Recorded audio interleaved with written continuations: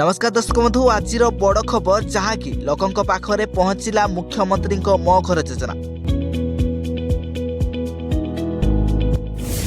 राज्य सरकार पक्षर समस्त गरीब परिवार को छात घर जगै देवा लक्ष्य आरंभ होईछि मो घर योजना। यह योजना रे गरीब परिवार लोकों को बैंक माध्यम 3 लाख टंका पर्यंत ऋण जगै देवार व्यवस्था करा जायछि।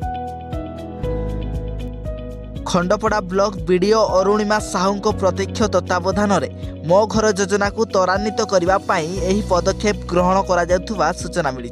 ब्लॉक प्रशासन तरफ प्रथम पर्यायर 4 जन हिताधिकारी को ऋण सहायता राशि प्रदान करा ब्लॉक प्रशासन पक्षर सूचना प्रदान करा। ब्लॉक परिसर बीडीओ प्रकोष्ठ में बीडीओ श्रीमती साहू, एबीडीओ सुभाष चंद्र सेठी, ब्लॉक उपाध्यक्ष शिशिर कुमार साहू एवं खड़ीसाही सरपंच फकीर मोहन दास प्रमुख उपस्थित रही खड़ीसाही पंचायत योग्य हिताधिकारी अजय कुमार साहू को 3 लाख टंकार चेक प्रदान करा बेले खंडपड़ा स्टेट बैंक ऑफ इंडिया शाखा पक्षर वैकुंठनाथ बेहेरा, मनोज कुमार दास को 3 लाख टंकार चेक प्रदान करा सही भली भावे इंडियन ओवरसीज बैंक पुआनिया शाखा पक्षर नारायण महापात्र को 3 लाख टंकार चेक प्रदान करा ब्लॉक प्रकल्प निर्देशक सीताकांत पंडा उपस्थित रही मो घर योजनार आभिमुख्य संपर्क में अवगत करते।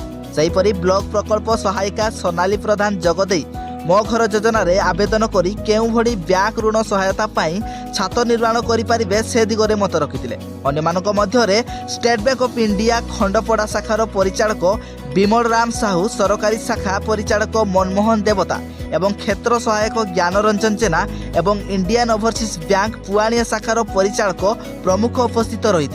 तेबे आगामी दिन में अधिक संख्यक हिताधिकारी को मो घर योजना रे बैंक ऋण सहायता प्रदान करा बोली ब्लॉक प्रशासन पक्षर सूचना मिली। तेबे अधिक खबर जानिया आम चैनल को सब्सक्राइब करी आम चैनल सहित जोड़ी होई रहंतु।